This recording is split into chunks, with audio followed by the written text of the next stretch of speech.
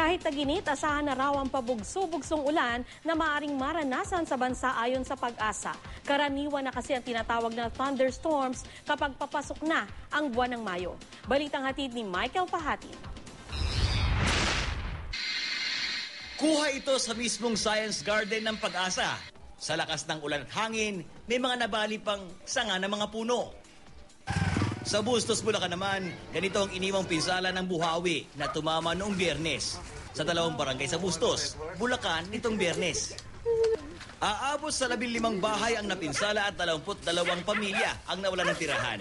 Bukod sa ilang puno at poste ng kuryente, nabali at nabuno.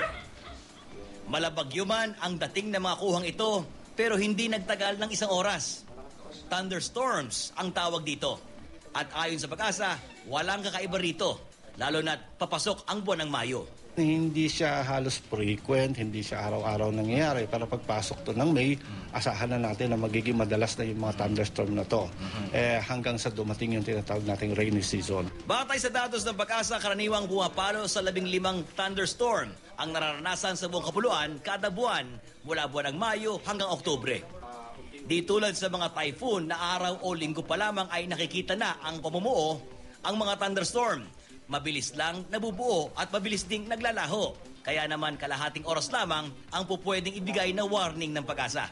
Hindi pare-parehas yung uri ng thunderstorm. Sometimes meron tayong tinatawag na popcorn thunderstorm or air mass thunderstorm na ibig sabihin sandali, minsan 3 hours lang nabubuo na yan, and pagka umulan na yan, nagkakulog kidlat na yan, within 30 minutes to 1 hour, wala na, tapos na yon. May isang tip ang Pag-asa na di na kailangan ng high-tech na gadget para malaman ang layo sa'yo ng thunderstorm sa pamamagitan ng pagtingin mo sa kidlat at pagdinig sa kulog. Pag kumidlat, bumilang ka, tapos i-divide mo sa 3. Say, segundo. Segundo. So, say ang 10 segundo yung pagitan nila, no? I-divide mo sa 3, may 3 na matitira. So, ibig sabihin, 3 kilometro yung layo mo doon sa thunderstorms.